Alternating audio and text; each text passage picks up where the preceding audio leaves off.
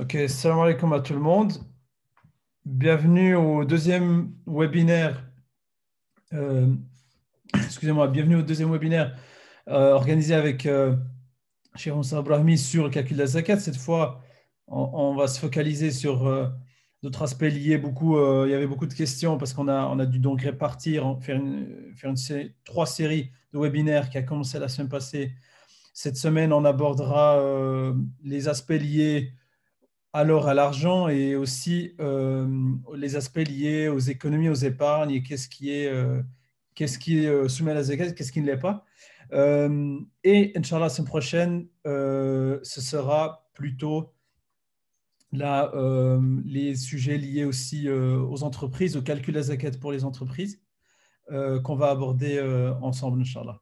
Donc, n'hésitez pas, je vous donnerai bien sûr le lien. Ceux qui veulent encore déjà s'inscrire pour la semaine prochaine, c'est possible sur notre site. Tout ça, on vous transmet les liens. Les questions, un aspect un peu organisationnel, les questions que vous auriez, il faut les mettre, les poser sous Q&R en bas. Comment on va procéder, c'est que on va aller à travers la présentation, aborder les aspects parce que la présentation répondra déjà à certaines questions. Et ensuite, les questions qui ont été posées avant le webinaire, on les aborde en fin de webinaire, en fin de présentation. Et ensuite, s'il y a des questions aussi qui s'ajoutent entre-temps, on pourra les ajouter, Inch'Allah. Voilà, donc je vous remercie. Je donne la parole au Cheikh Moussa Brahmi. On pourra donc commencer, Inch'Allah. بسم الله الرحمن الرحيم والصلاة والسلام على أشرف المرسلين سيدنا محمد وعلى آله وصحبه أجمعين. اللهم انفعنا بما علمتنا وعلمنا ما ينفعنا وزدنا علما. ربنا تقبل منا الصيام والقيام والقرآن والصدقات وكل عمل صالح في هذا الشهر العظيم. ربنا لا تختم لنا هذا الشهر إلا بذنب مغفور إلا بذنب مغفور إن شاء الله ورحمة من عندك. ونسألك يا ربنا يا ذا الجلال والإكرام، نسألك أن تعتق رقابنا ورقاب آبائنا وشيوخنا من النار في هذا الشهر الكريم، إنك أنت العزيز الحكيم. Salam alaikum, mes frères et mes sœurs. On commence donc cette deuxième partie, ce deuxième webinaire sur Zakat. Vous savez bien que Zakat, elle va s'appliquer sur beaucoup de domaines et dans chaque domaine, il y a nécessité de distinguer ces différents domaines. Bien sûr, comme vous le savez, on ne pourra pas traiter tous les domaines en une seule séance de 1 heure ou 1 heure et demie. Cela n'est pas possible. C'est ce qu'on avait vu donc avec la séance précédente. On avait vu les règles générales qui doivent s'appliquer. Aujourd'hui, Inch'Allah, on va voir la zakat de l'individu. On va expliquer qu'est-ce que l'on veut dire par l'individu, c'est-à-dire ses propres économies, l'or, l'argent, et la monnaie qu'il a, les dettes, les créances aussi. Ça va nous permettre aussi de revenir un peu sur les dettes et les créances parce qu'un certain nombre de questions ont été posées à cet égard-là. Et puis, il y a aussi cette notion de mail mustafed, c'est si la personne, si l'individu a reçu des dons, une prime par exemple, ou un héritage, comment devrait-il faire, Inch'Allah. Donc, nous allons commencer avec ça. Il est prévu la semaine prochaine de dédier le webinaire au commerce. Alors, dans ces grandes lignes, au commerce et à certaines activités, notamment ce qu'on appelle les activités de service, qu'on appelle dans le langage zakat, on appelle mustarlet. Et puis, on abordera aussi les titres, Inch'Allah. Voilà. Il y a beaucoup de questions aussi qui se rapportent aux bénéficiaires de la zakat. Là aussi, c'est tout un cours qu'il faudrait faire. On verra est-ce qu'il faudrait peut-être organiser encore un cours après l'Aïd ou pas. On verra ensemble. pour ceux qui seraient intéressés, Inch'Allah. Parce que c'est tout un chapitre qu'il faut développer. Néanmoins, à travers les questions posées, j'ai répondu de façon très rapide et je vais répondre de façon très rapide à cet aspect des bénéficiaires de la zakat, Inch'Allah. Et donc, nous commençons notre cours sur zakat. On ne répondra aux questions qu'après avoir terminé l'exposé. Inch'Allah, l'exposé ne va pas tenir beaucoup, enfin, espérons 40 minutes comme ça, mais on ira jusqu'à 19h30 si les conditions l'exigent sans problème, Inch'Allah. Donc, je partage l'écran avec vous et vous pouvez bien sûr, je vous laisserai suffisamment le temps pour ceux qui veulent faire des captures d'écran. Autrement, le document PDF, demain, Inch'Allah, je l'enverrai à l'organisateur, donc la Fondation Suisse pour la Zakat. Je lui enverrai et celui qui serait intéressé, il peut le leur fournir sans problème, Inch'Allah. Bismillah ar-Rahman ar-Rahim.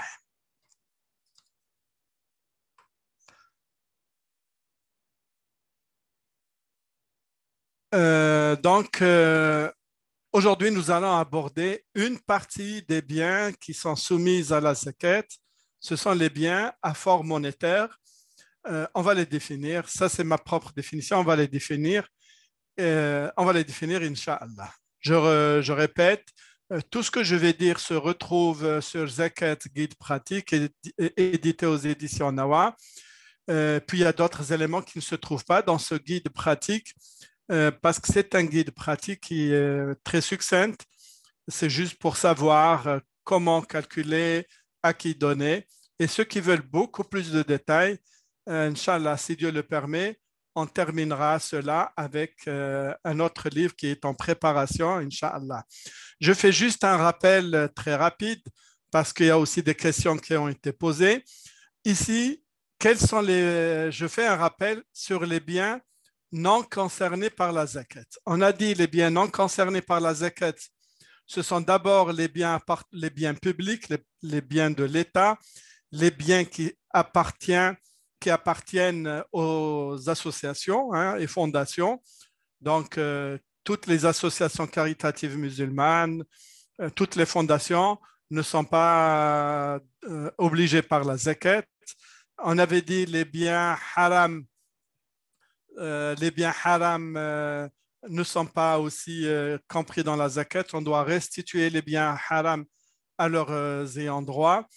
On a vu que là où il n'y a pas de potentiel de croissance, on a introduit un concept urud qinya. Urud qinya, ce sont les biens à usage privé, donc l'habitation, les habitations, les terrains, les véhicules, etc., la nourriture, etc., que nous avons. Ceux-là ne sont pas soumis à la zakat. Les outils de travail pour l'artisan, les moyens de production, donc pour les entreprises, tout cela ne sont pas soumis à la zakat. Et puis, on avait vu avec le quatrième critère, un certain nombre de biens, même qui sont privés, qui sont halal, qui m'appartiennent, mais dont l'appartenance n'est pas complète, c'est-à-dire dont je ne peux pas disposer. Ceux-là aussi ne sont pas soumis à la zakat. C'est par exemple les biens qui sont volés, qui sont gagés, qui sont perdus. D'accord? Les avoirs de retraite, les différents avoirs de retraite, en fait, ce sont des épargnes forcées sur lesquelles nous n'avons aucune prise jusqu'à la retraite, ou bien, voilà, les garanties de loyer, par exemple, bloquées, les créances perdues, on a prêté de l'argent et le bonhomme a disparu, les créances non reconnues, la personne n'a pas disparu, mais elle ne reconnaît pas ses créances, tout cela ne sont pas concernés par la zakat. Et les biens qui sont concernés par la zakat, c'est ce que je vous ai dit, les biens à forme monétaire, donc c'est la monnaie, l'or, l'argent, les marchandises, les titres, et puis les autres sur la production agricole, sur les bestiaux, sur les produits de la terre, de la mer. Tout cela sont concernés par la zakat aux deux conditions suivantes. L'excédent, c'est-à-dire le seuil minimum imposable, il faut qu'on y arrive, et la durée, le haoul, globalement d'une année. Je vais juste prendre quelque chose et j'arrive, c'est bon. Donc, globalement, c'est quoi les biens à forme monétaire? Comme j'ai dit, ce sont les économies. C'est l'or et l'argent que nous avons. Ce sont les dons que nous recevons. C'est par exemple, j'ai de l'argent que j'ai investi et dont je reçois des revenus. C'est ce qu'on appelle le mustafed ou mustarlet.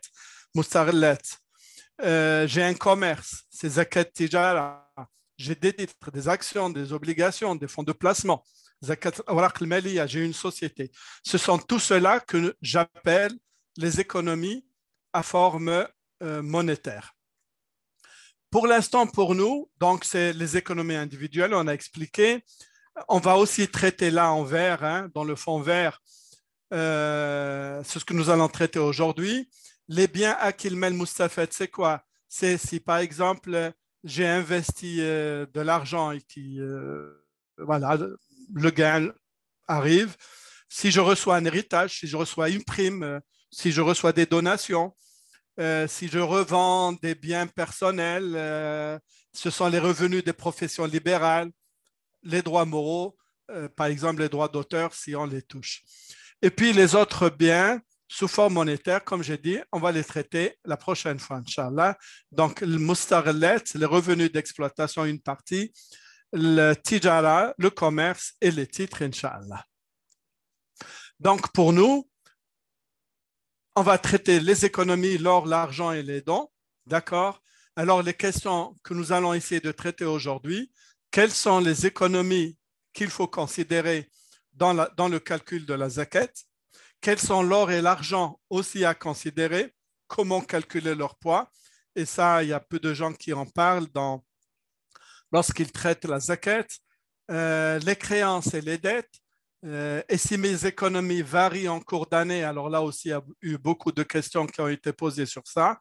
Et si je reçois un héritage, une prime, une donation en cours d'année, voilà, c'est exactement ce que l'on va traiter. La fortune du musulman, donc, elle est constituée par quoi? La fortune du musulman, elle va être donc constituée par nos économies. Alors, nos économies sous toutes les formes.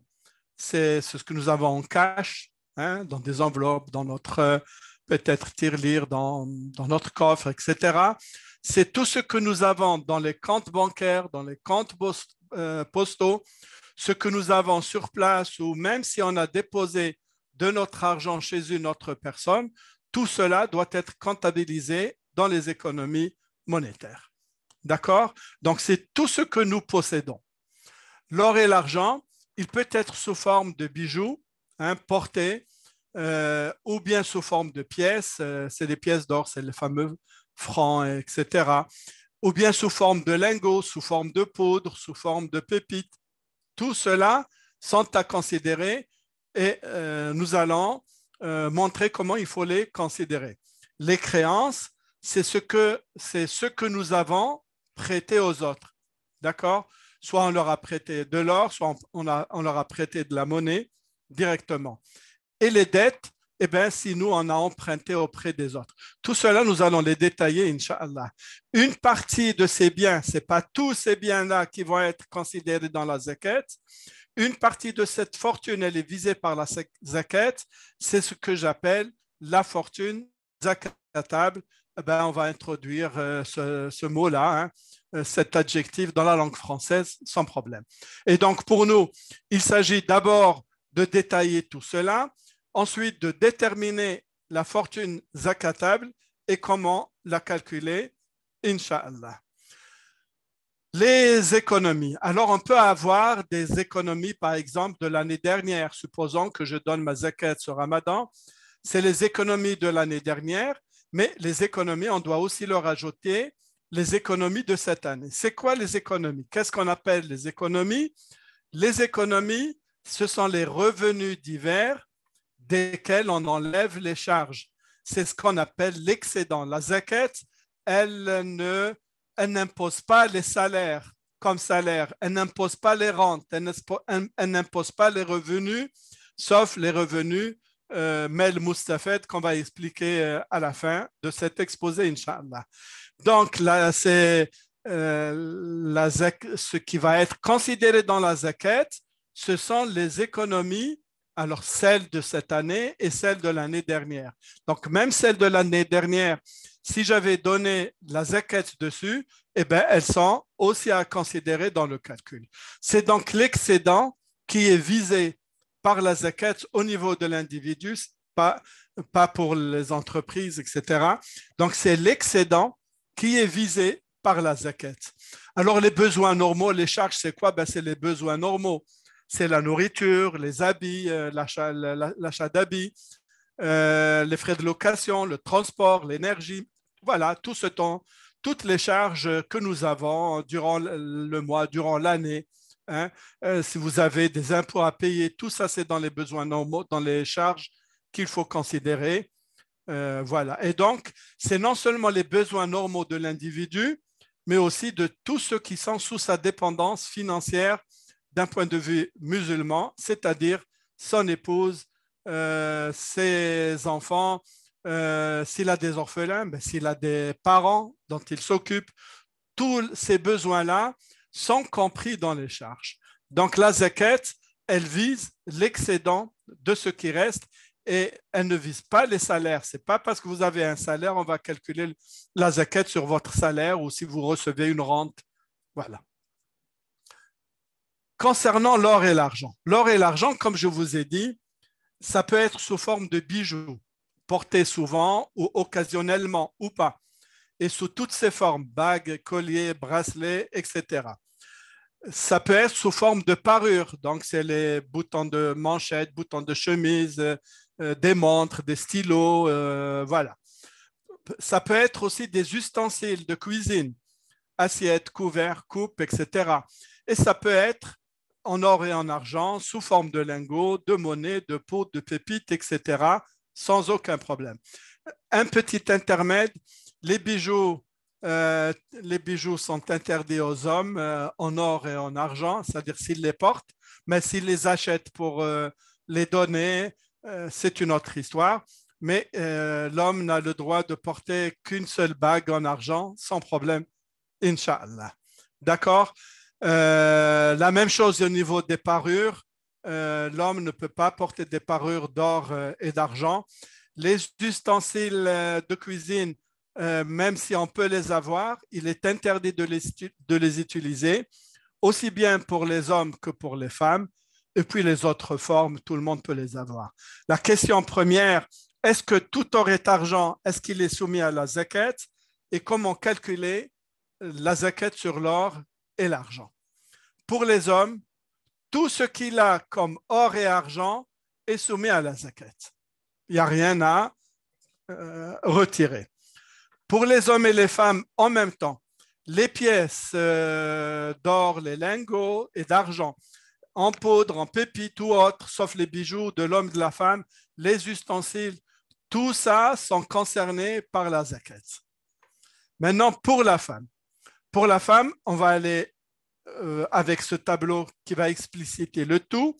Pour la femme, si elle a des bijoux en perles ou en pierres précieuses ou autres métaux pour la parure, ceux-là ne sont pas concernés par la zakat. Si elle, par contre, ces mêmes bijoux-là en perles ou en pierres précieuses, elle les utilise à des fins de location pour tirer un revenu, à ce moment-là, ces bijoux-là sont soumis à la zakat bi'idnillah. Maintenant, les bijoux en or et en argent, si vraiment la femme elle a en grande quantité, oui, ils sont soumis à la zakat et ça, c'est consensuellement de la part de tous les imams. Si ces bijoux-là de la femme, elle les utilise pour profit, pour des revenus, elle va les louer, dans ce cas-là, ils sont aussi soumis à la zakat. Si elle les a achetés dans l'attente d'une augmentation du prix rapidement et puis qu'elle va les vendre, dans ce cas-là, donc elle va profiter de la plus-value. Dans ce cas-là aussi, ces bijoux-là sont concernés par la zakat.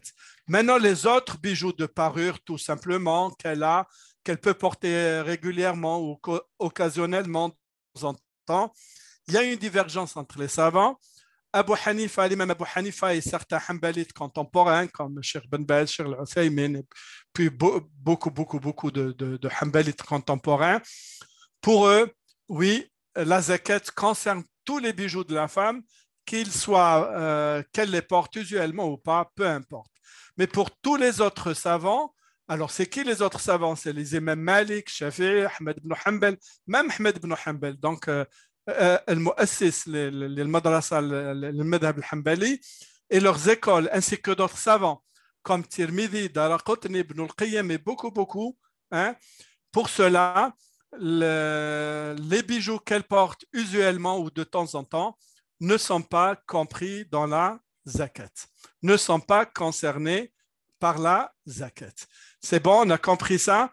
Finalement, ceux qui sont concernés par la zakat pour la femme, si elle utilise des bijoux, soit en perles, en pierre, ou en pierres précieuses, en perles ou en or, mais afin qu'elle peut louer, cela est concerné. Si c'est en grande quantité, ces bijoux-là sont concernés. Mais si c'est des bijoux en quantité mesurée normale, ça n'est pas 1 kilo ou 2, hein. Dans ce cas-là, comme j'ai dit, la majeure partie des savants disent qu'il n'y a pas de zakat sur ces bijoux-là, à l'exception de l'école d'Abu Hanifa et de son école, ainsi que de certains Hanbalites. Maintenant, la question se pose, comment calculer la zakat sur l'or et l'argent que nous avons? Il faut savoir deux choses. Première chose, c'est l'or pur qui est concerné par la zakat, ce n'est pas l'or mélangé. Deux, les bijoux que vous avez en général, ça n'est pas de l'or pur, mais on leur ajoute des additifs, on leur ajoute des dopants pour donner à ces bijoux-là une certaine rigidité, une certaine rigidité, et puis aussi pour qu'ils aient un certain reflet, donc un reflet un peu vers le rouge ou plutôt du reflet blanc. Donc, la même chose pour l'argent. L'argent qui est utilisé dans les bijoux n'est pas de l'argent pur. Alors bon, vous pouvez donner directement, vous pouvez mesurer le poids de votre bijou et donc donner 2,5% de sa valeur. Mais si vous voulez vraiment être au fait, voilà comment on calcule le poids de l'or contenu dans un bijou. Alors, un bijou, en général, il est caractérisé par un nombre de carats, d'accord? C'est le qirat en langue arabe. Ils ont pris le carat du mot arabe qirat. Donc, c'est le nombre de carats que vous divisez par 24 et vous multipliez par le poids de l'objet. Pourquoi diviser par 24? Parce que le 24 carats, c'est l'or pur. D'accord? Le 24 carats, c'est l'or pur. Alors, en général, comme je vous ai dit, l'or pur, il n'y a pas de bijoux en or pur parce qu'avec votre ongle, vous pouvez griffer facilement, vous pouvez le déformer comme ça à la main. C'est pour ça qu'on ajoute des dopants afin qu'il soit beaucoup plus rigide et pour que le bijou soit aussi moins cher. Et donc, nous avons des bijoux de 21 carats qui sont très aimés en Inde, dans le sous-continent indien, donc l'Inde, le Pakistan et puis un peu aussi au Moyen-Orient. Le 18 carats qui est très prisé au Maghreb, par exemple, et le 14 carats qui est très utilisé en Turquie et dans certains pays à côté. Alors, regardez, pour un bijou alors, ça n'est pas 30 grammes, c'est 100 grammes. Hein.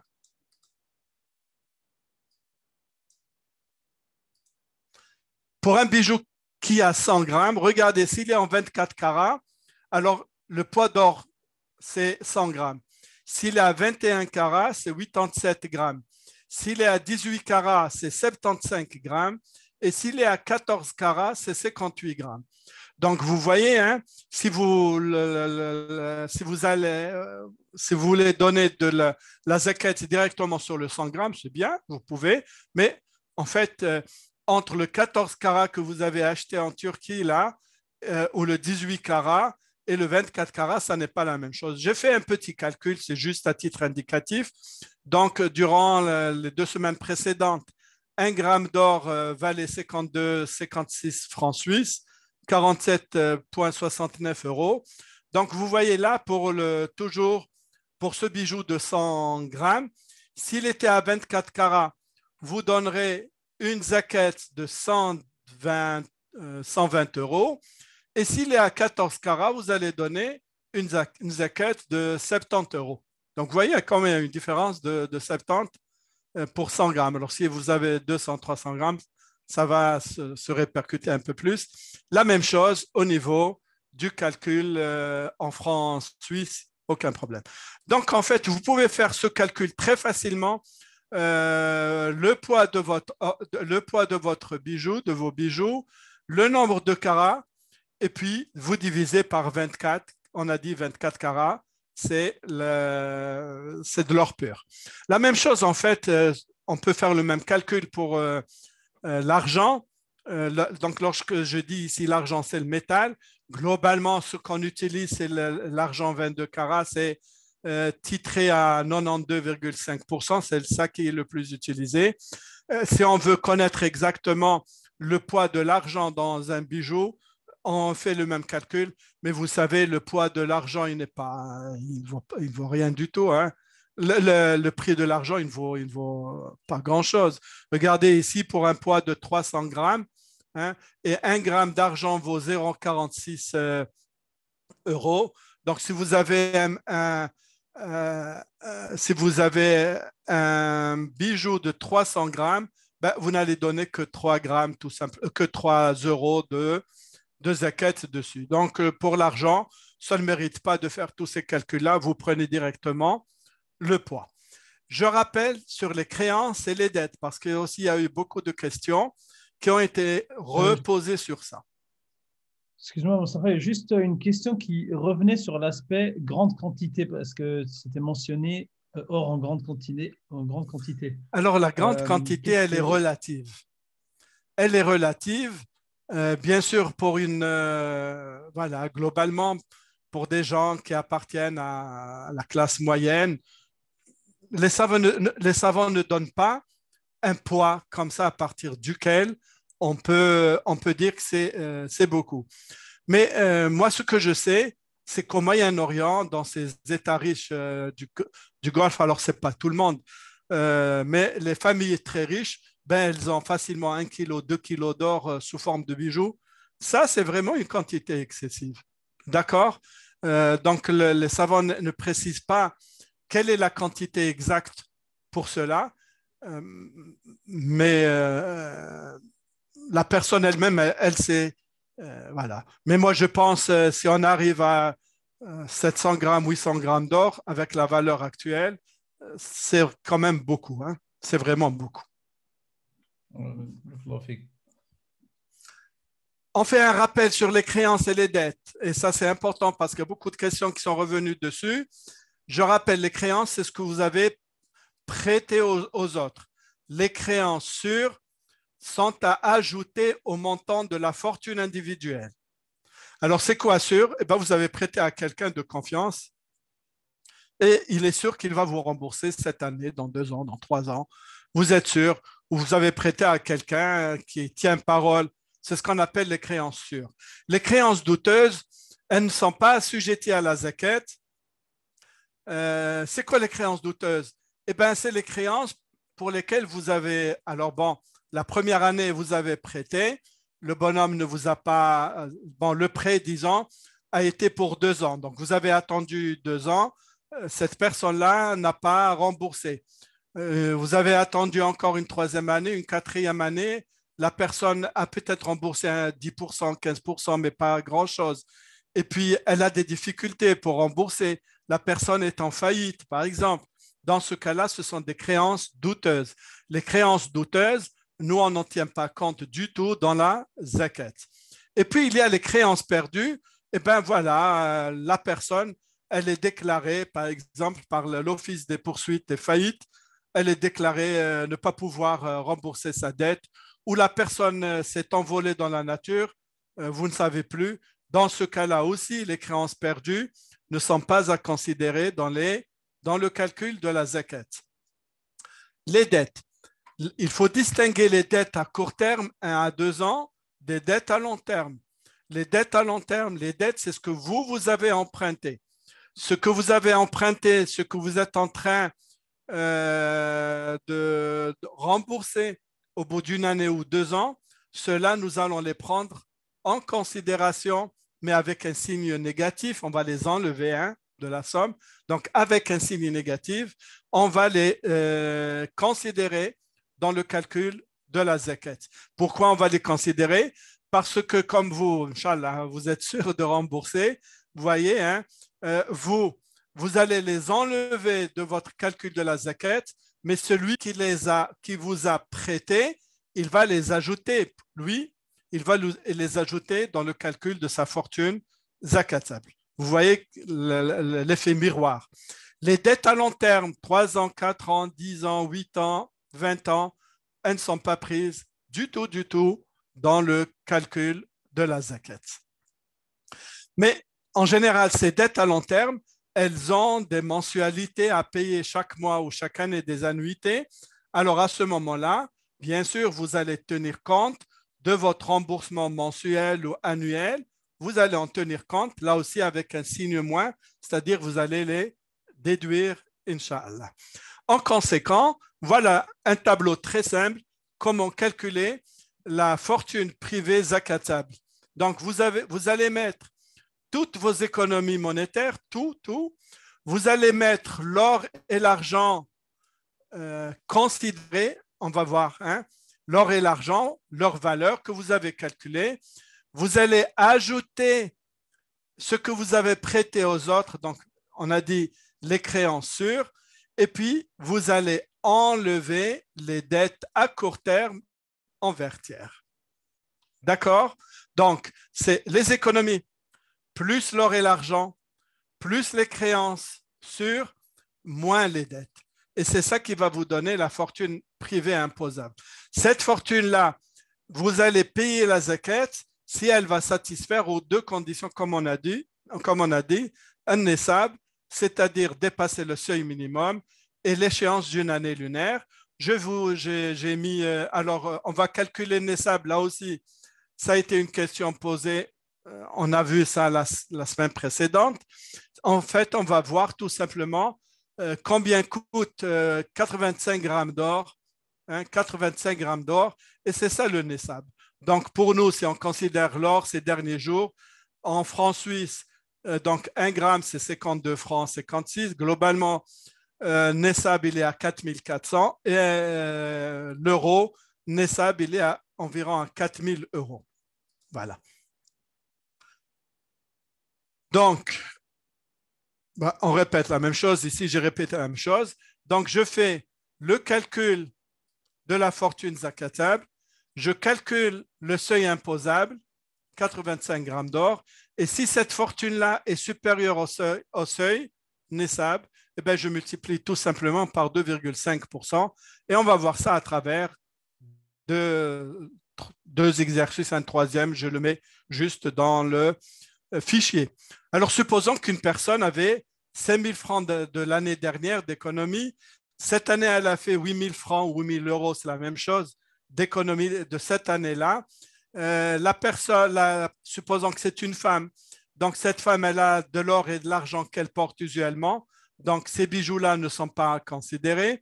Supposons que cette femme-là a prêté de l'argent, supposons à son mari, par exemple, à son fils ou à quelqu'un, il est sûr de lui rendre. À ce moment-là, on doit prendre en compte ses créances sûres avec un plus. Et puis, cette personne-là s'était endettée à hauteur de 3 000 euros, 3 000 francs pour l'achat d'un véhicule. Comment on va faire le calcul? Donc, les économies de l'année dernière, 6 000, plus les économies de cette année, ça nous fait 14 000. Donc, les économies finales, 14 000, Comme cet argent, comme son or et l'or et l'argent qu'elle possède sont des bijoux portés par la femme elle-même, donc ce n'est pas concerné, c'est zéro. Alors, je suis dans le cas de la majorité des madhahib, je ne suis pas dans le cas de l'école hanafite, d'accord? Pour les écoles hanafites, il faut ajouter. Ce qu'elle a prêté, 5 000 francs, il n'y a aucun problème, elle est sûre d'être remboursée. Elle a une dette de 3 000 francs à court terme, et donc on fait le calcul, 14 000 plus 5 000 moins 3 000, ça nous donne 16 000.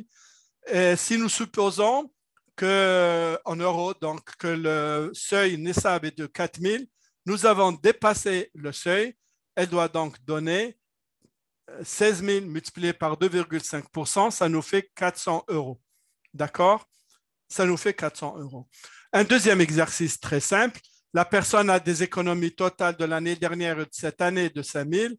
La femme, elle a des bijoux, c'est une femme, alors toujours, alors on va considérer que c'est le calcul pour des femmes, pas pour des hommes, puisqu'il y a des bijoux. D'accord? Elles ne vont pas être comptabilisées qu'elle porte. Elle a des créances sur 2 000. Elle a une dette à long terme de 150 000. Elle a emprunté pour acheter son appartement. Et elle a des dettes à court terme de 4 000. Et si nous faisons la somme de tout en enlevant, en déduisant les dettes, on arrive à un total de 2 800, fortune zakatable de 2 800 qui est inférieur à 4 000, qui est inférieur à 4 000 ou 4 100 du Nessab. Donc, dans ce cas-là, il n'y a pas de zakat car le seuil n'a pas été atteint. Et puis, on peut prendre voilà, un cas beaucoup plus long, des économies de 7 000. Alors, c'est toujours une femme, puisqu'il y a des bijoux d'or, Donc, 93 grammes, ben, ça ne va pas être comptabilisé du tout. Par contre, elle a de l'or en lingots de 18 carats, 75 grammes, de l'argent titré à 925 qu'elle n'utilise pas pour les bijoux de 130 grammes, des créances douteuses de 3 000 francs, d'accord, des dettes à long terme de 360 000. Elles ne vont pas être prises en compte. Les créances douteuses aussi ne vont pas être prises en compte. Et une dette à court terme de 2 800 euros. Dans ce cas-là, on va calculer d'abord le poids de l'argent, puis on va trouver et celui de l'or et de l'argent. On va trouver leur valeur et puis on va faire le calcul. On va ajouter les créanciers, on va enlever les dettes à court terme et on trouve 8 784 qui dépasse largement 4 000 et donc le montant de la zakat sur cela. Voilà, c'est un calcul un peu simple, ouais, c'est pas très difficile aussi. Maintenant, est-ce qu'elle doit donner zakat ou pas? On a vu le seuil, on a vu comment calculer. Maintenant, est-ce qu'elle doit donner zakat ou pas? Alors, il y a plusieurs cas dans cette histoire-là et ça va répondre à plusieurs questions de nos frères et de nos sœurs. Regardez, supposons que nous sommes dans ce cas-là. Nous sommes dans ce cas-là. Alors, en fait, cette personne-là avait de l'argent et puis à un certain moment de l'année, des économies, à un certain moment de l'année, ces économies ont dépassé le seuil. Donc, avant que cette fortune zakatable même, toute cette fortune, avant qu'elle n'arrive au seuil, il n'y a pas de zakat, on a dit. Mais dès le mois là, le 4e mois lunaire, elle arrive au seuil et elle le dépasse. Alors, à partir de ce mois-là, elle va prendre une année lunaire. Maintenant, les gens n'ont peut-être jamais fait attention quand est-ce que leur fortune a dépassé le seuil minimum Nessab. On ne sait pas tout simplement. Alors, si on ne sait pas, eh bien, il faut prendre une date facilement mémorisable. Par exemple, le Ramadan, le 15e, le 10e jour du Ramadan, le 15e ou la fin, ou le 10e ou le premier jour de l'année égérienne, ou le 10e, c'est Yom Ashura. D'accord? Et elle va commencer à compter à partir de cette date. Il est préférable pour elle. Alors, bien sûr, cette date, elle va venir avant le dépassement de l'année lunaire. D'accord? Il est préférable qu'elle donne zakat ici à ce moment-là, d'accord? Et elle va considérer maintenant cette date-là comme la date pour sa zakat pour toute sa vie, Inch'Allah. D'accord? Donc, si cette personne sait que sa fortune zakatable n'a jamais dépassé le seuil et qu'à un certain moment, elle va le dépasser, c'est ce moment-là, ce mois-ci, qui va donner le début du hawl. Et si dans beaucoup de cas, beaucoup de gens ne savent pas, et puis ils risquent d'être perdus. Si vous allez, c'est le 29 février 2000 où ça a dépassé, comment moi je vais faire ça?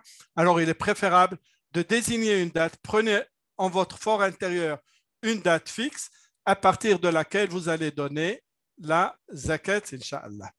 Alors, il y a plusieurs cas. Si ça varie, si la fortune zakatable, elle varie. Alors, il y a d'abord le cas le plus simple. La fortune de l'individu zakatable, dans le cas A, où elle n'a jamais dépassé, elle n'est jamais arrivée au seuil, et elle ne l'a jamais dépassé. Donc, soit ce sont des économies fixes qui ne bougent pas, soit des économies qui varient. Alors, en général, les économies varient, mais ça dépend des cas. Dans ce cas-là, le A, s'il est dans ce cas A, il n'y a pas de zakat. Si la personne, si elle est dans le cas C, c'est-à-dire que durant toute l'année, sa fortune zakatable a dépassé le seuil, alors elle doit donner zakat. Combien? On va voir justement. Un peu de patience. D'accord? Et puis le cas B, c'est ce que nous avons vu ici. C'est ce que nous avons vu ici. Alors, il y a trois grands cas. Bon, il y a le cas tout simple ici, le cas C, où à chaque fois ça dépasse, la zakat, elle est due. On doit donner zakat. Combien? On va voir comment on va calculer ça. Alors, il y a trois autres cas. Donc, durant pratiquement toute l'année, ça a évolué. Parfois, un peu de temps en temps, c'est monté au-dessus du seuil. Et puis, la fin de l'année, ça a dépassé le seuil. Donc, si le début du seuil, le début de l'année hégirienne de l'échéance, ça a été inférieur au seuil, dans ce cas-là, il n'y a pas de zakat. Ici, il y a la zakat parce qu'au début et à la fin, le seuil est dépassé au début de l'année lunaire, donc du hawl, de l'échéance, et à la fin, c'est dépassé. Par conséquent, on doit donner zakat, même si parfois, vous voyez, là, le montant, il diminue, il est en dessous du seuil. Alors, tant qu'il est en dessous du seuil pendant 5 mois, maximum 6 mois, la zakat n'est pas due, on n'a pas à donner zakat. Maintenant, ici, regardez, au début du mois et à la fin, au début de l'échéance, et à la fin de l'échéance, nous sommes au-dessus du nisab, mais la majeure partie ici, la majeure partie du temps, la fortune zakatable n'arrive pas au seuil ni ne la dépasse. Ça peut la dépasser une fois ou deux fois. Dans ce cas-là, Abu Hanifa, pour lui, le plus important, c'est le début et la fin. Donc, si au début du hawl et à la fin du hawl, il y a dépassement, quelle que soit l'évolution, la zakat, elle doit être donnée. Pour les autres écoles, non. Les trois autres écoles, elles disent non. Si le nombre de fois de l'année lunaire, la fortune zakatable a été inférieure au seuil nisab, dans ce cas-là, il n'y a pas de zakat. D'accord? Alors, reste la question maintenant, supposons que nous sommes donc nous sommes dans le cas, voilà, la zakat, elle est due. Comment calculer? Alors, voilà un exemple. Un exemple, supposons que le seuil a été dépassé et puis ça évolue chaque mois. Alors, pourquoi ça évolue chaque mois? C'est par exemple quelqu'un qui est salarié et chaque mois, il met un peu d'argent de côté, tout simplement. Voilà. Donc, voilà, ça évolue. Alors, quand est-ce qu'il peut donner? Sur quelle valeur doit-il calculer sa zakat? En fait, il peut la calculer tout simplement sur le minimum. Beaucoup de savants disent parce que c'est le minimum qui a traversé une année lunaire entière. Parfois, il y a certains qui disent on va calculer sur le dernier mois. Parfois, certains disent on peut calculer sur le maximum atteint ou bien sur la moyenne tout simplement. Ce sont tous des avis valables. Disons, l'avis le plus simple, c'est la moyenne. Vous prenez la moyenne, environ une moyenne. Vous avez maintenant, surtout, alhamdoulilah, pour l'instant, avec Internet, on peut avoir accès à ces comptes à tout moment. Voilà, ou bien tout simplement, si vos comptes, vous avez des décomptes qui arrivent chaque mois chez vous, laissez-les de côté et vous voyez environ la moyenne. Il n'y a pas un besoin de calculer exactement la moyenne. Mais si vous voulez être vraiment très généreux, regardez durant l'année, quel a été le maximum durant le maximum de votre fortune zakatable et vous donnez la zakat dessus. Si vous ne voulez pas tellement vous compliquer la vie, prenez le dernier mois tout simplement. D'accord? Donc, le maximum, c'est vraiment la solution généreuse. C'est ce que je préfère, ce que je conseille parce que zakat, s'il s'agit de donner, non pas de ne pas donner. Et puis, voilà, sinon sur la moyenne, il n'y a aucun problème.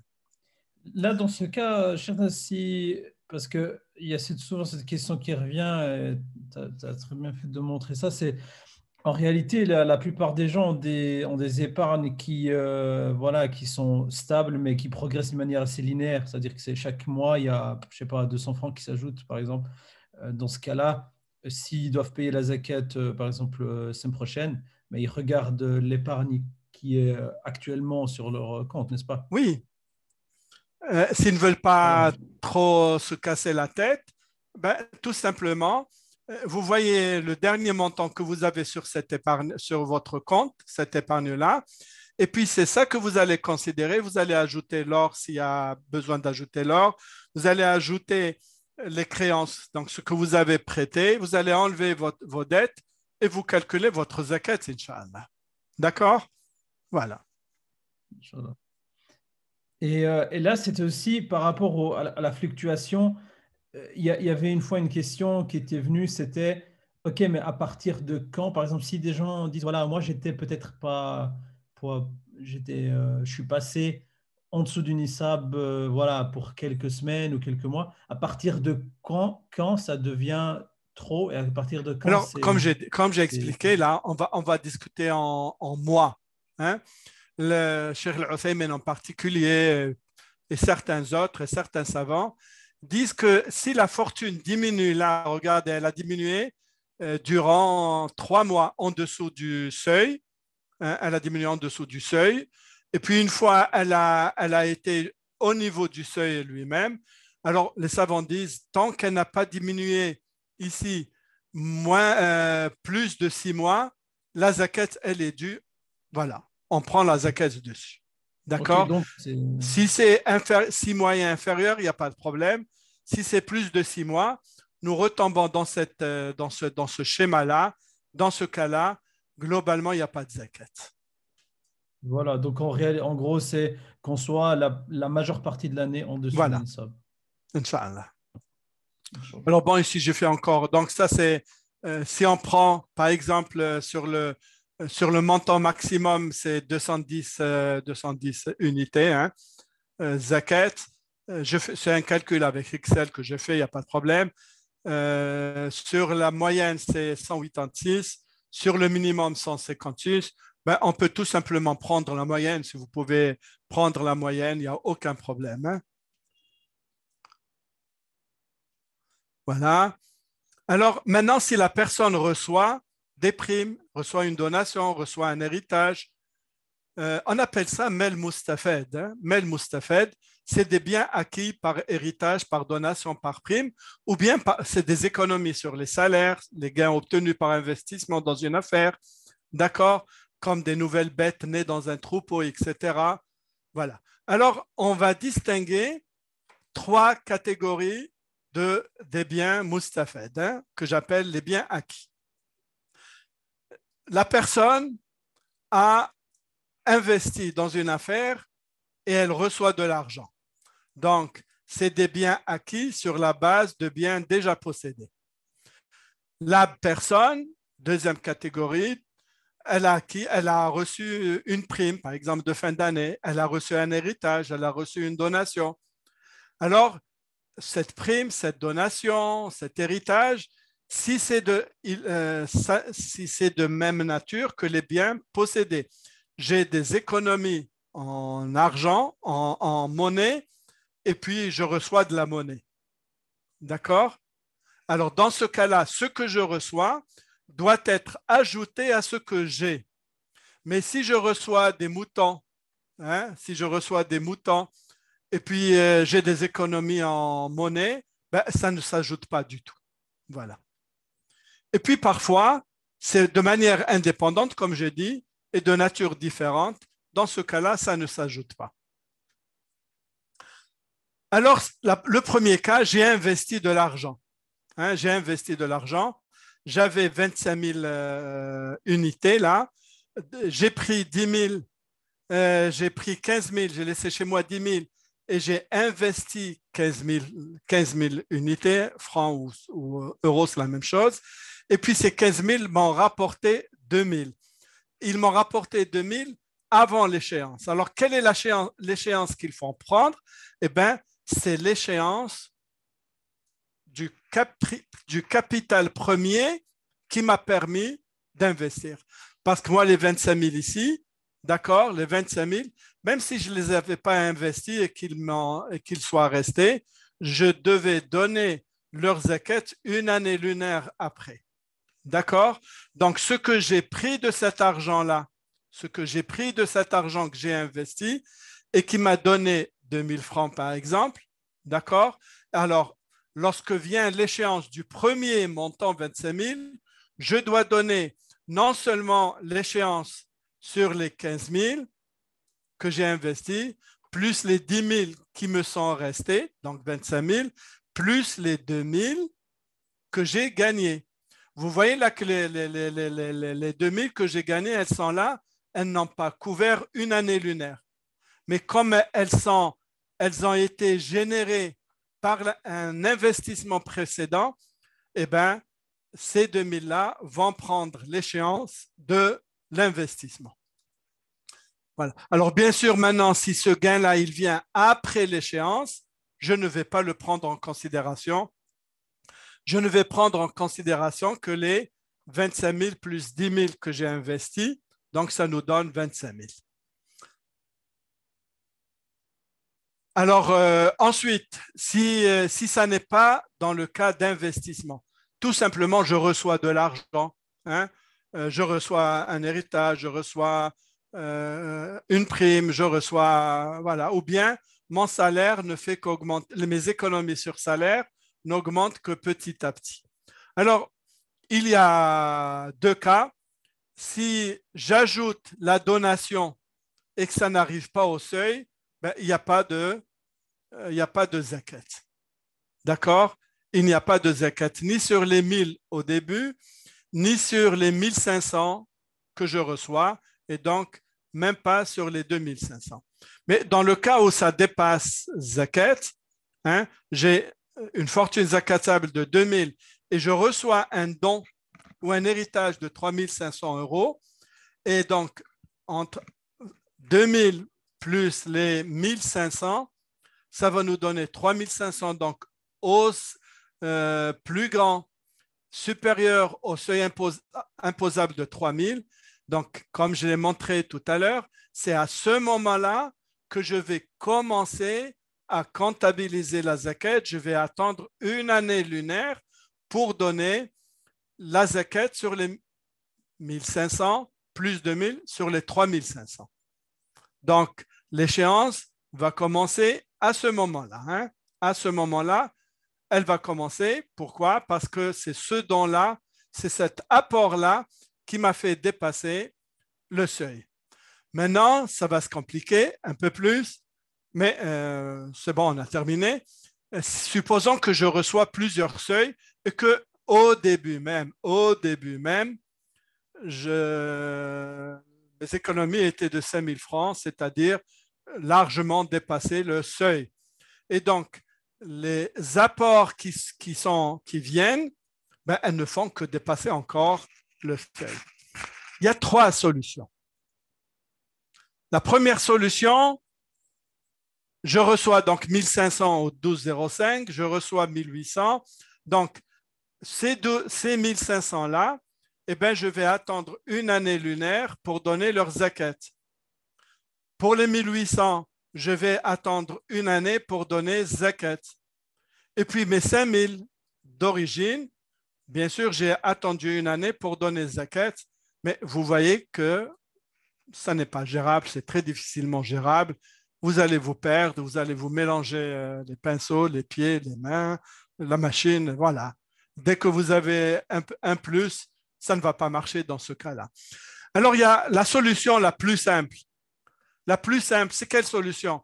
C'est que, comme moi, j'ai toujours dépassé le seuil, 5000, et même si je ne le dépasse pas, peu importe, comme j'ai dit tout à l'heure, mais ça ne fait rien, restant dans le même cas. Tout simplement, au moment du seuil de l'échéance des premières 5000, je dois donner zakat une année après, et bien tout simplement à cette échéance, je vais ajouter les 1500 et les 1800 et ça sera une solution généreuse de ma part parce que je n'ai pas attendu une année pour donner la zakat sur 1500, une année pour donner la zakat sur 1800, j'ai donné la zakat avant terme et à partir de ce moment-là, je vais à chaque année lunaire toujours garder la même échéance. C'est une solution très, très simplifiée et elle est très généreuse. Alhamdulillah. Et si vous donnez un peu plus de la zakat ou beaucoup plus, eh bien, c'est une aumône auprès de Dieu, subhanahu wa ta'ala, vous n'avez rien perdu. Il y a une troisième solution, là aussi elle est très généreuse, elle est très intéressante, c'est que lorsque vous recevez les 1500, ben, vous allez donner la zakat immédiatement dessus sans attendre une année. Lorsque vous allez recevoir le don de 1800, vous allez donner la zakat sans attendre.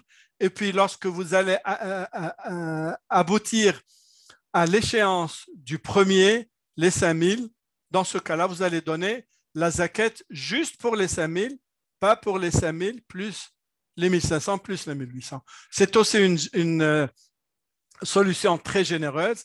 Et à partir de cette échéance-là, vous allez donner la zakat après une année lunaire. Voilà. Donc, en fait, les deux là vont se recouper un tout petit peu, enfin, vont se recouper beaucoup. C'est les deux solutions que je préconise parce que la première solution, vous n'allez pas pouvoir retenir toutes les échéances. Ça va être très difficile. Alors, un dernier tableau et on termine. Alors maintenant, on a vu le tableau de comment calculer sa zakat, les économies, toutes les économies, l'or et l'argent qui est visé par la zakat, pas tout, on a dit, les créances sur, d'accord, et si vous avez ces apports qui viennent, eh bien, en fait, ça, c'est la traduction de ça, hein? C'est la traduction de ce schéma-là. Vous allez ajouter les apports que vous avez reçus.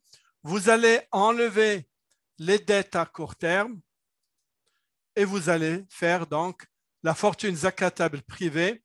Donc, les économies plus l'or et l'argent qui sont visés, plus les créances, plus les apports, moins les dettes, et vous avez votre fortune zakatable.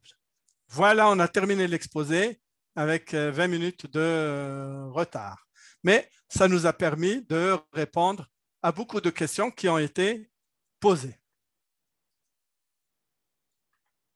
Barakallahu fik, Cheikh Nas, c'est très instructif. Je rebondis directement sur des questions qui étaient exactement sur les exemples que tu montrais.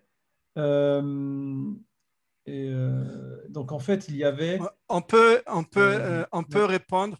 Est-ce qu'il y a des questions qui ont été posées sur l'exposé lui-même? Oui, exactement, c'était Allez-y. ça, parce qu'il y avait juste… Là, j'ai une question cela concerne le reste des salaires. Je ne sais pas vraiment ce dont il s'agit. Euh, Après, voilà, la question c'était dans les apports dont tu parlais, peut-on inclure les restes des salaires dans les apports? Oui, on Ça, peut ça considérer comme les revient. apports. Mel Moustafed, oui, Exactement. sans problème pour ça. Voilà, en réalité, si on regarde la solution que tu as montrée, la réalité, c'est que quand le hawl passe, ben l'idéal, c'est de regarder tout ce qu'on a à ce moment-là. Et comme ça, c'est réglé, même s'il y a des apports qui n'ont pas eu qui n'ont pas eu un an de hawl dessus, quoi. C'est plus facile pour le calcul, je pense. OK. Là, une question sur la solution 2. Par exemple, si on utilise 1000 en cours d'année, alors on ne paye pas la zakat dessus. Ça, je n'ai pas très bien compris cette question-là. Est-ce qu'on peut voir le graphique de la solution 2? Sur les apports, Voilà, voilà. Voilà, si on reçoit un apport de 1000 et qu'il est utilisé, en fait, voilà, ça revient au même, c'est de voir. si cet apport est utilisé, alors bien sûr, si cet apport, ça n'est pas l'apport grâce à un investissement, hein. Parce que si l'apport vient de l'investissement, le montant total doit être considéré dans le calcul de la zakat.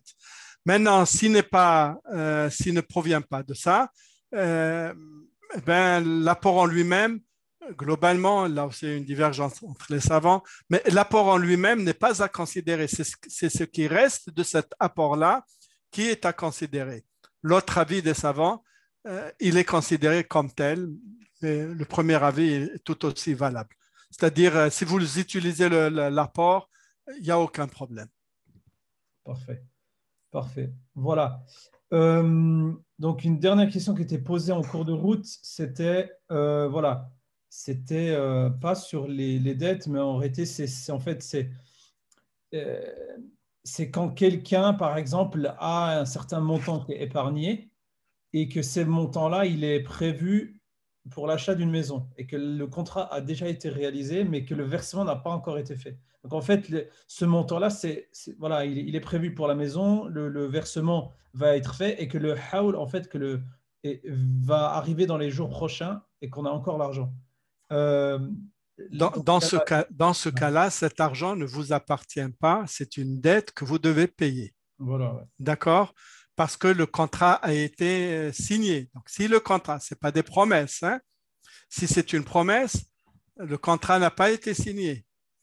Si c'est vraiment, si ça a été signé directement, donc voilà, et puis vous vous êtes mis d'accord, vous allez payer toute la somme ou une partie du montant qui est considérable, mais vous avez le contrat de la maison entre vos mains. Dans ce cas-là, c'est une dette envers l'autre et donc vous n'avez pas à payer la zakat sur ce montant-là que vous devez donner. Il ne vous appartient pas du tout. Voilà. D'accord? Voilà. Mais si c'est une promesse, c'est autre chose. Je voudrais aussi, oui, Inch'Allah, je vais prendre 5 minutes pour différencier entre Zakat et Zakat al-Fitr tout à l'heure, Inch'Allah. D'accord? On va essayer de répondre très rapidement aux questions qui ont été posées. C'est un engagement de notre part, hein? Et je vais partager avec vous. Attendez, le fichier. Alors, ça n'est pas celui-là. Une minute. Les questions, très bien. Voilà. Ça, on verra après. Allez, partagez l'écran. Je partage l'écran. Et en principe, vous voyez là le fichier. Oui, on voit très bien. D'accord. Je vais juste agrandir un peu. Alors bon, il y a eu beaucoup de questions qui se répètent, hein. Donc il y a des questions auxquelles nous avons déjà répondu durant le test. Alors, je répète encore une fois. Une maison, une parcelle de terrain, un appartement, tant qu'ils ne sont pas destinés à la vente, ne sont pas concernés par la zakat. D'accord? Les vêtements, les sacs de luxe ne sont pas visés par la zakat tant qu'ils ne sont pas destinés à la vente, toujours. Alors pour moi, c'est important de préciser qu'ils ne sont pas destinés à la vente. Toutes les économies, sous quelque forme que ce soit, sont assujetties à la zakat sous les deux conditions, comme on a dit, le seuil minimum nissab et qu'il soit dépassé, atteint ou dépassé, et une année lunaire. Même si ce sont des économies qui ont été réalisées pour les enfants de la part des parents, ou pour se marier, ou pour acheter un bien immobilier, c'est ce que je viens de dire. Tant que vous économisez, ces économies sont sujettes à la zakat, même pour les enfants. D'accord? Vous avez mis de l'argent dans une tirelire pour les enfants, eh bien, c'est sujet à la zakat. Ça, on a vu ce tableau-là, là, je l'avais mis. Hein? Donc, si vous voulez prendre une copie d'écran, donc, ce sont les biens qui ne sont pas assujettis à la zakat, d'accord? Donc, les biens à usage privé, tous les biens à usage privé, les véhicules, etc., même si vous en possédez 10, il n'y a aucun problème pour ça, ils ne sont pas assujettis à la zakat. Et puis ça, c'est bon. Une autre question, les déductions futures possibles, jusqu'à quelle date? Il n'y a pas de déduction dans la zakat. Ça, si vous voulez dire par déduction, ces éléments-là. Hein. Les seules déductions, on enlève les dettes. Hein. Hein. On enlève les dettes. Seule déduction. Pardon. Seule déduction possible, ce sont les dettes à court terme. Hein.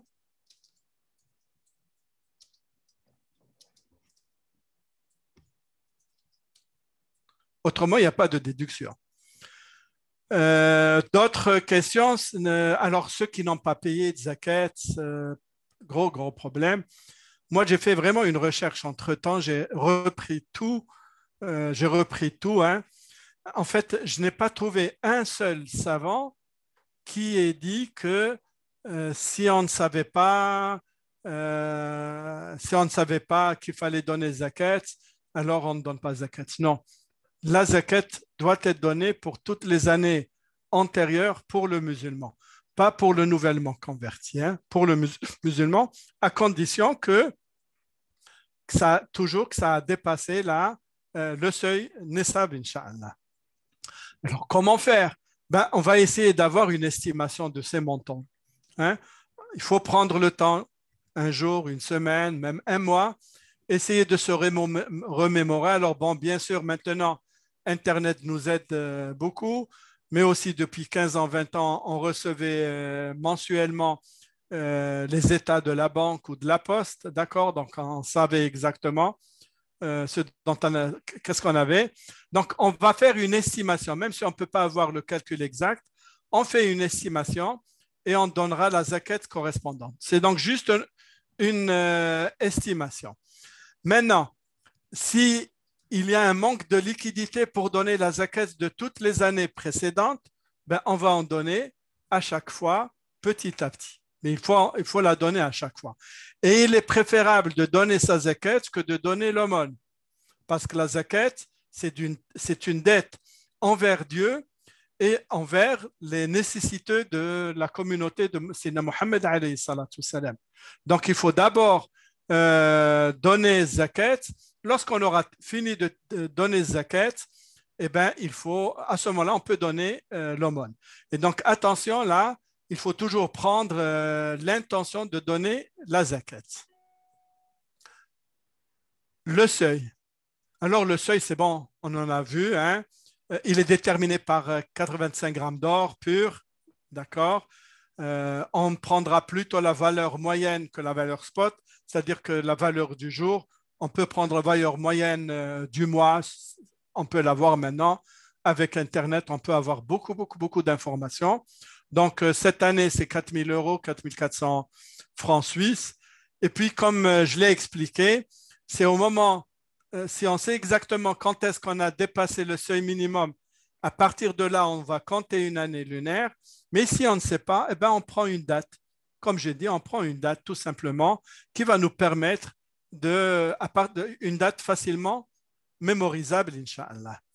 Qui est visé par la zakat? Eh ben, les étudiants, les boursiers, les femmes, les enfants, tout musulman est visé par la zakat. Donc, tout musulman, toute musulmane sont fixés par la zakat. Même l'enfant et l'incapable de discernement, c'est-à-dire le débile, celui qui n'a pas toutes ses facultés, le vieux sénile qui a par exemple Alzheimer, tout cela sont concernés par la zakat par la majorité des savants, sauf Abu Hanifa dans ce cas-là. Donc, boursier, étudiant ou pas, mari seul, épouse seule, chaque enfant seul, si ces personnes ont des biens différenciés, c'est-à-dire si le mari a ses propres biens, l'épouse a ses propres biens, les enfants ont leurs propres biens, eh bien, chacun, il a sa zakat. Le mari, il va calculer sa zakat. Est-ce qu'elle a dépassé le seuil? C'est bon, il va donner sa zakat. L'épouse aussi, elle va compter sa fortune zakatable. Si elle a dépassé le seuil, elle donne zakat. Et l'enfant aussi. Si l'enfant, ce qu'il a comme épargne, comme don qu'il a reçu, ou héritage, si jamais il a reçu un héritage, etc., et bien là aussi, il va voir s'il a dépassé le seuil, il va donner zakat. Alors lui ne peut pas donner zakat parce qu'il est encore mineur, mais son papa, sa maman, son grand frère, etc., peuvent le donner zakat à sa place. Chacun devra payer sa propre zakat. Si les enfants sont majeurs, c'est à eux de donner leur zakat s'ils ont dépassé le seuil durant une année. Pour les enfants, la même chose. C'est leur tuteur, leur papa, leur maman, etc. Si le mari veut payer pour sa femme, c'est à bien plaire de sa part, ça fait plaisir, d'accord? Mais il faut qu'il lui dise, il faut qu'il lui calcule sa zakat, qu'il calcule bien la zakat de sa femme et qu'il va donner, il prend l'intention de donner sa zakat à partir de ses biens, il n'y a aucun problème. Et puis, l'épouse aussi, elle peut aussi donner la zakat pour son mari au nom de son mari sans problème. Maintenant, il y a une question qui a été posée, s'il y a un compte commun, eh bien, s'il y a un compte commun, eh bien, vous allez ajouter la fortune du mari, la fortune de l'épouse, la fortune commune. Si ça dépasse le seuil durant une année, vous allez donner la zakat sur la somme des trois, tout simplement. Ou bien, si chacune des fortunes dépasse le seuil, le mari va donner la zakat sur ses propres biens, l'épouse va donner sa zakat sur ses propres biens, et le compte commun, vous devez donner sa zakat, même s'il ne dépasse pas le fonds commun, même s'il ne dépasse pas le seuil minimum, parce qu'il faut l'ajouter à ce que vous avez déjà. D'accord? Vous le donnez en commun sans aucun problème, Inch'Allah. La zakat se paye sur l'excédent. L'argent n'a pas été bloqué. Peut-être que la question a été mal posée. Il a été utilisé dans le besoin. L'excédent, c'est ce qu'on avait dit. C'est les économies plus les créances et puis moins les dettes. Voilà. Alors, ce sont les économies et pas les salaires que l'on reçoit. Si on a plusieurs comptes, est-ce qu'il faut sortir la zakat de chaque compte? Peu importe. Vous faites la somme de tout et vous donnez la zakat comme vous voulez. Il y a une question incomprise. Calcul la zakat doit-il être fait sur des dons sommes ponctuelles? Je n'ai rien compris. Sauf si c'est un mail Moustafed, des primes ou des donations. C'est alors un mail Moustafed que nous avons traité aujourd'hui. Les économies. Alors, la question compte bancaire sur les montants du jour de l'échéance de la zakat, pas quelques mois auparavant. D'accord? J'ai mis de l'argent de côté chaque mois pendant un an. Est-ce que je dois calculer la zakat sur le montant total? la réponse a été donnée aujourd'hui, c'est-à-dire ça varie. Hein, on a donné tout simplement la réponse aujourd'hui. Les crypto-monnaies, oui, vous devez, vous avez acheté, c'est un investissement pour vous. Vous devez payer la zakat sur leur valeur actuelle, pas sur la valeur d'achat, hein, sur leur valeur actuelle, même si on va voir les actions la prochaine fois, Inch'Allah. D'autres questions là, hein, date, où, etc. Tout ça, les réponses ont été données dans le cours d'aujourd'hui. Voilà. Hein. Calcul de l'or et de l'argent, on répète, l'or et l'argent, c'est sous plusieurs formes, c'est ce qu'on a expliqué. Sous forme pièces, lingots, ustensiles, accessoires, oui, on doit donner zakat. Pour l'homme, oui, zakat sous toutes les formes. Pour les bijoux, on a dit en grande quantité, oui. S'il est utilisé aussi pour la location lors des fêtes de mariage, etc., oui, il y a la zakat dessus. Et puis, si c'est simplement pour être porté régulièrement, occasionnellement, non, selon la plupart des savants. Créances et dettes, on a expliqué. Déduire ces charges, oui. On peut déduire les charges d'impôt de l'année en cours, les autres factures qui sont arrivées que nous n'avons pas payées, les autres dettes, il faut tout inclure dans le calcul de la fortune zakatable. Et la zakat, elle est calculée sur l'excédent, bi'inillah subhanahu wa ta'ala. Exemple de calcul, alors qu'il y a une sœur, je pense qu'elle m'a donné voilà. Épargne 1000, une deuxième épargne chaque mois multiplié par 12, 20 francs, 20 unités, donc 240. Le total à la fin de l'année, ça nous fait 2240. Vous voyez là, cette deuxième épargne, c'est plutôt ce qu'on appelle un moustafed. Hein? C'est exactement ce qu'on appelle un moustafed. Donc, on fait la somme 1240. Si 1240 atteint ou dépasse le nisab, vous devez donner la zakat, sinon rien à donner.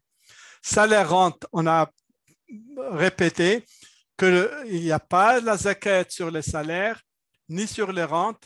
Il y a la zakat sur l'excédent, sur les économies.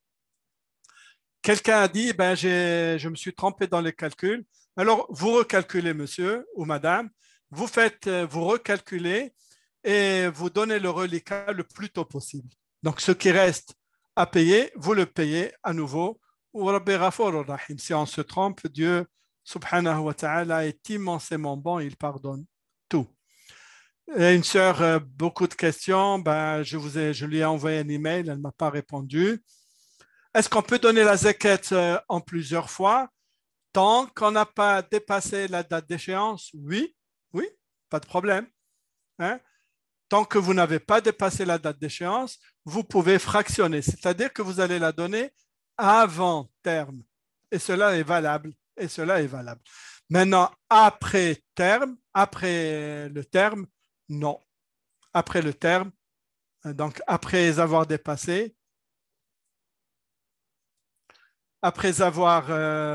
dépassé,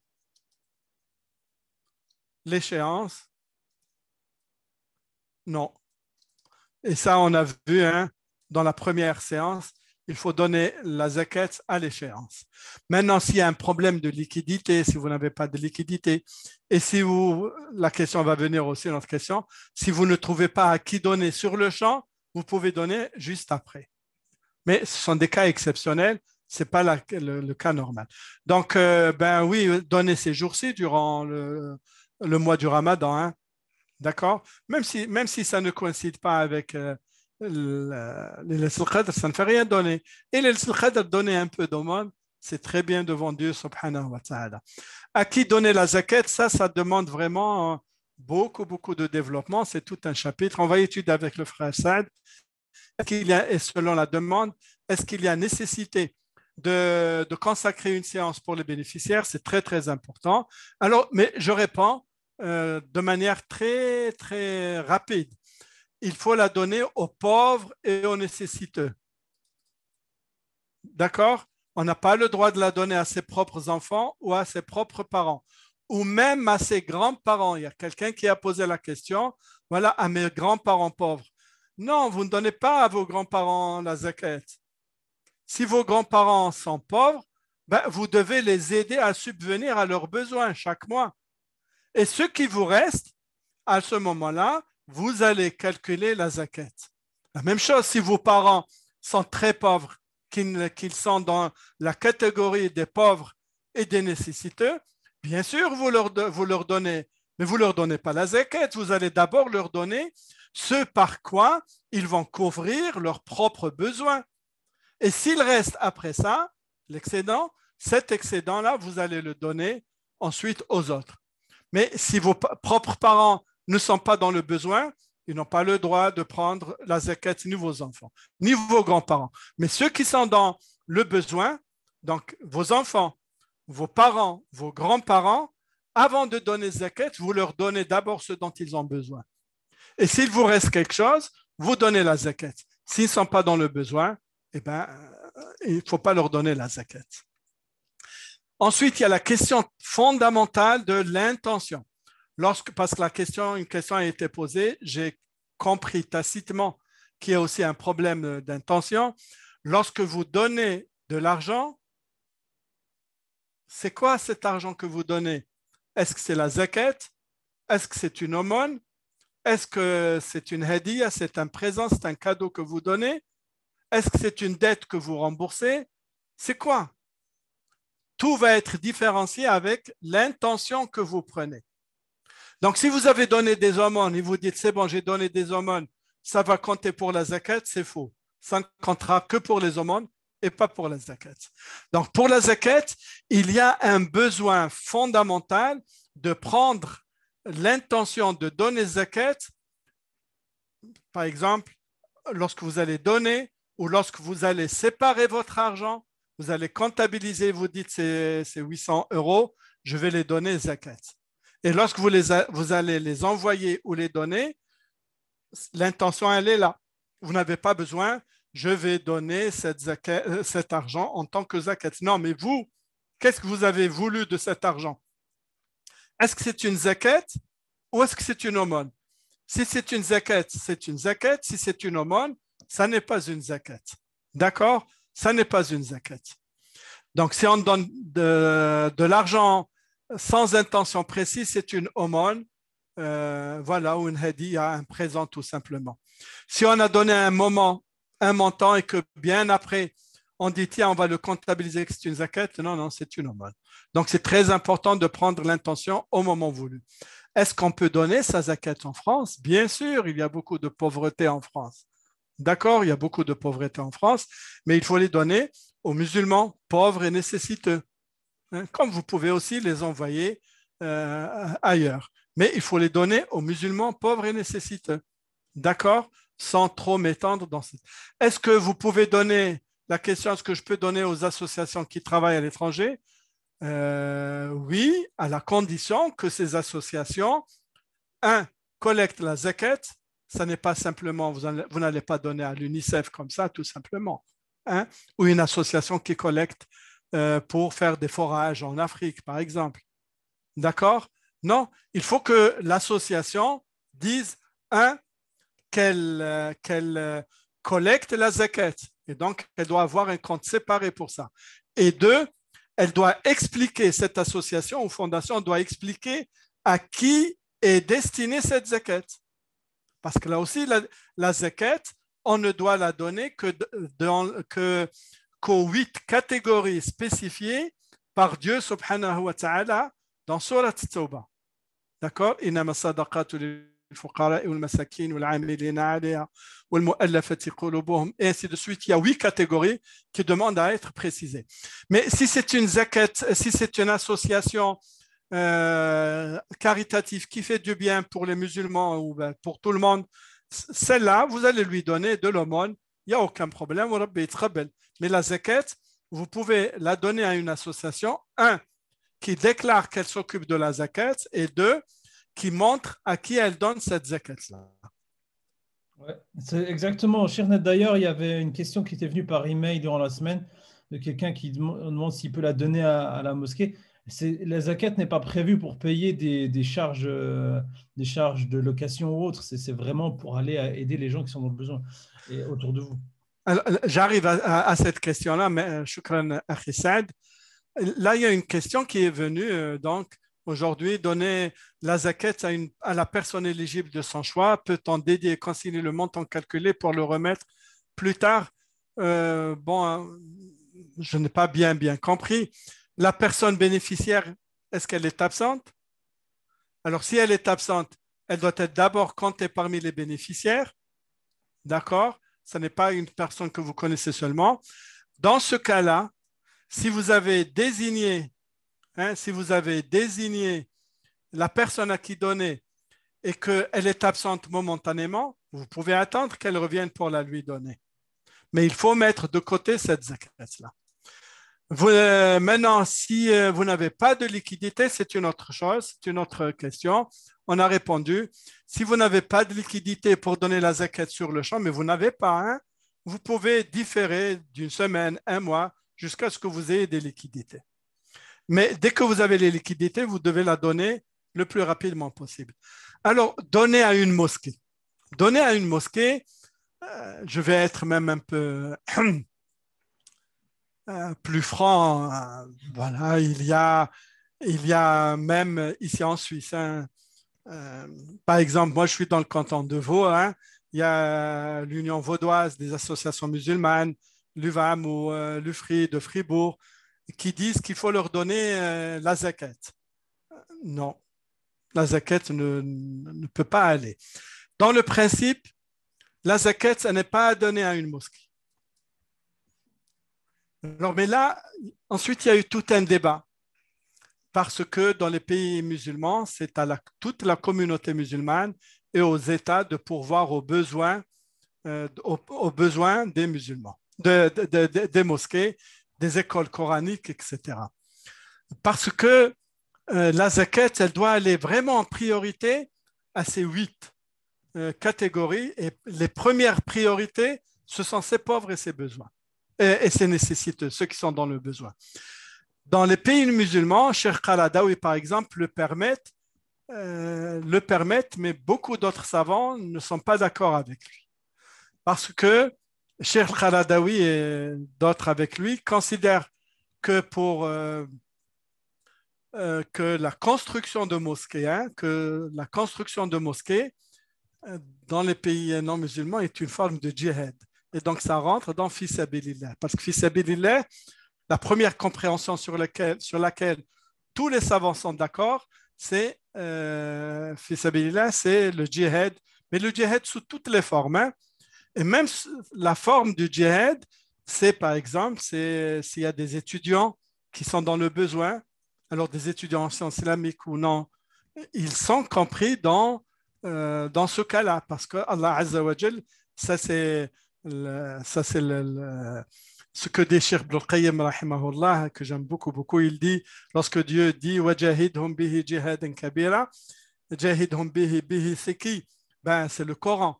Donc il dit, donc même pour il n'y a pas que lui, le Cheikh Qaradawi, Cheikh Al-Uthaymin, etc., un grand nombre de chouurs disent on peut le donner aux étudiants qui sont dans le besoin parce que c'est une forme de djihad. D'accord? Et dans ce cas-là, donner sa zakat pour construire une mosquée, certains savants le permettent quand même. Mais maintenant, voilà. Même s'il faut, c'est bien que les musulmans sachent donner, apprennent à donner mensuellement, régulièrement. Mensuellement, donner ce que vous pouvez donner parce que l'éducation dans le don, c'est ça l'objectif final de la zakat.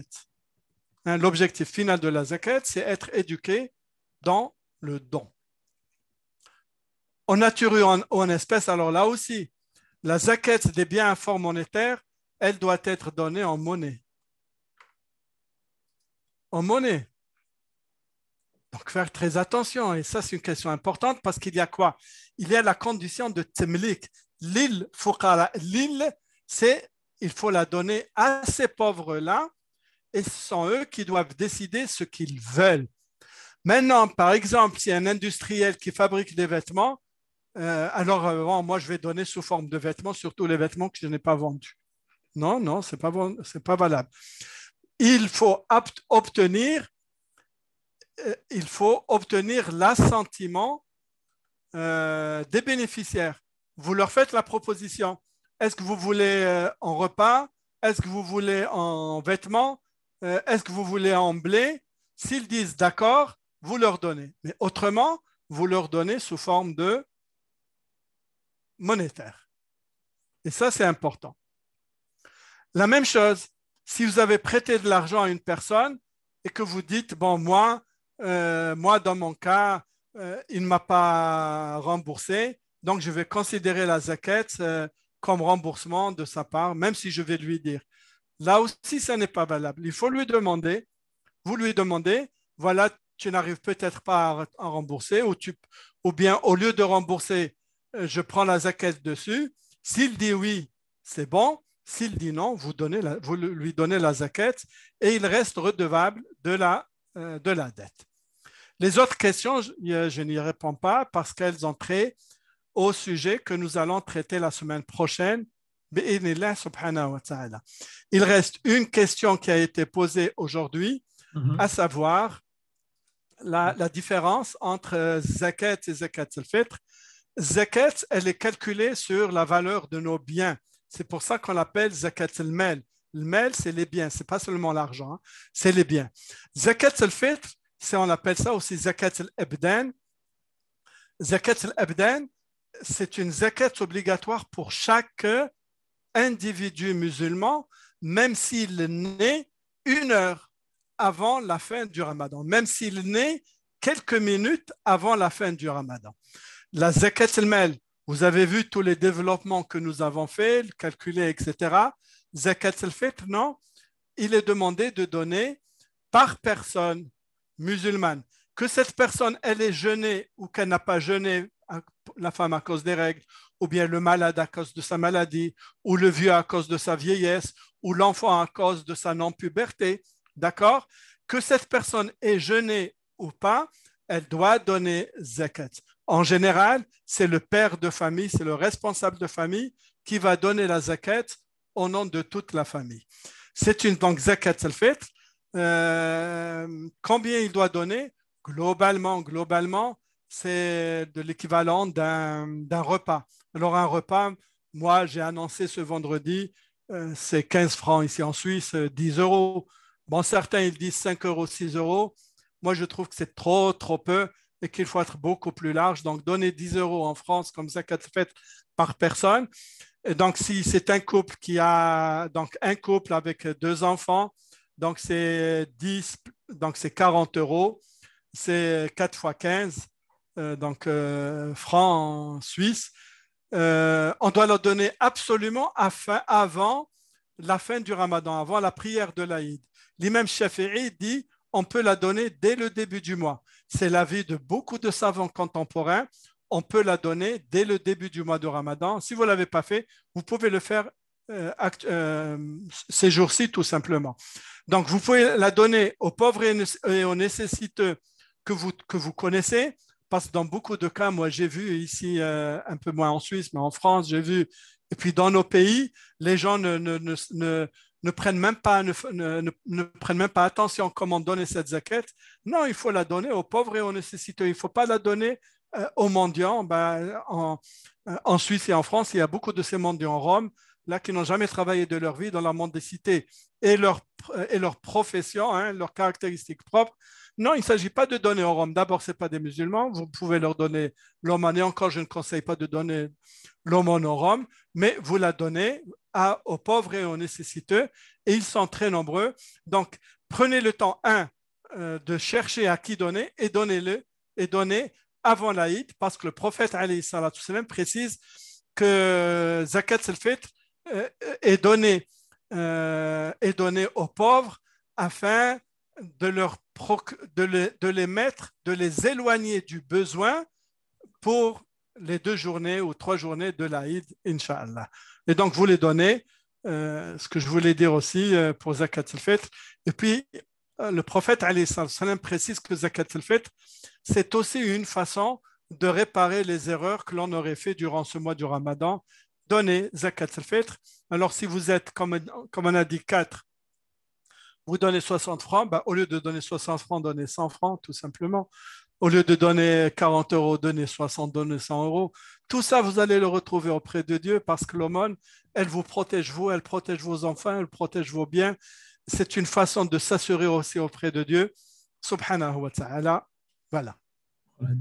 On va terminer sur une dernière question qui était la posée sur les natures. Tu connais, en Suisse, on a les chèques Greka, on a différentes espèces de chèques de vacances, etc.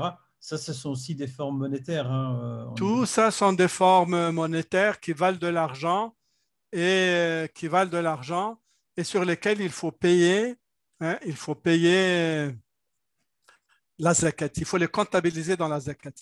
Attention, pour les chèques RECA en particulier, il ne faut pas utiliser les chèques RECA, c'est une forme d'intérêt. Hein, attention, c'est-à-dire vous donnez 97 francs, 98 francs et vous recevez un chèque de 100 francs. Vous avez échangé de l'argent contre de l'argent, un montant contre un montant plus élevé, ben, c'est du riba, c'est de l'intérêt qui est interdit. Faites très, très attention pour ces chèques-là et vous n'en avez pas besoin d'ailleurs. Voilà. Mais si vous en avez, il faut les comptabiliser dans vos économies. Voilà. Voilà, Barakallahu Fik, on a fait là plus qu'une heure et demie. C'était vraiment très, très, très complet. Barakallahu Fik, Shirna, c'était donc pour tout le monde. Ces webinaires sont enregistrés, ils seront mis toujours sur notre chaîne YouTube que je vous mets ici en lien, je vous ai mis tout à l'heure. Donc voilà, c'est bien sûr on entre là maintenant dans les 10 derniers jours du mois de Ramadan. Ce sont voilà, les jours les plus importants. De notre côté, au sein de la Fondation Suisse pour la Zakat, nous, pour vraiment, là, c'est pour votre information, en fait, au mois d'avril, on a eu une augmentation de presque, en fait, les demandes d'aide, en fait, ont quadruplé, clairement quadruplé. On est passé de 3 à 4 demandes à 12, 13 demandes ce mois, au mois d'avril.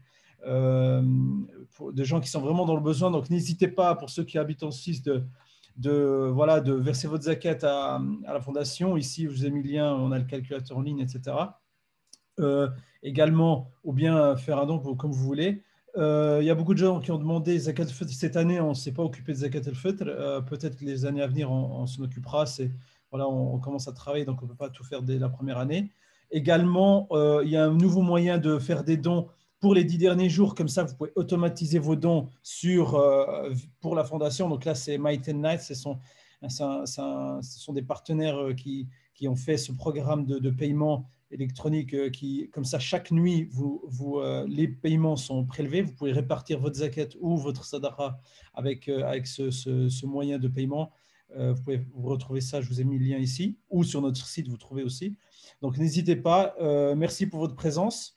Les documents seront envoyés via la newsletter. Vous pouvez vous inscrire sur notre site ou bien sur le lien que je vous ai donné tout à l'heure. Je le remets ici encore une fois pour ceux qui ne l'auraient pas vu. Donc, merci à vous tous.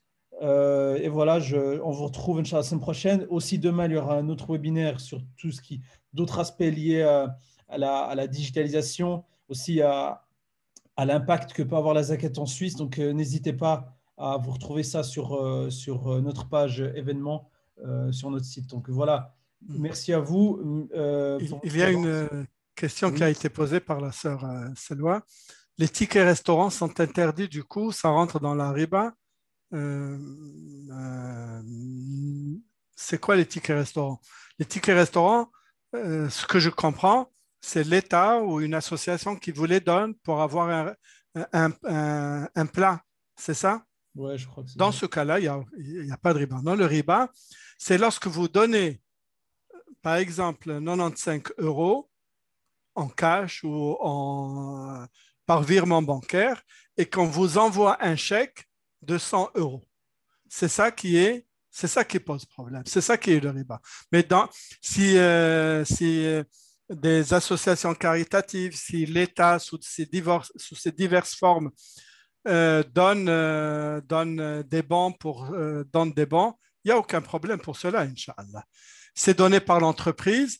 Donc, c'est donné par l'entreprise, il n'y a aucun problème, Inch'Allah. D'accord? C'est donné par l'entreprise en échange de 3 euros, c'est-à-dire que que l'entreprise prend à sa charge les 6 euros, ça c'est à bien plaire de sa part, il n'y a pas de riba dessus. Il n'y a aucun riba dessus, Inch'Allah. Voilà. Et en plus, si c'est déduit de vos salaires, il n'y a aucun problème. D'accord? Donc, il n'y a aucun problème. Si c'est une aide de la part de l'État, des entreprises, des associations caritatives, وربي يتقبل منا ومنكم إن شاء الله. والسلام عليكم ورحمة الله وبركاته. بارك الله فيك.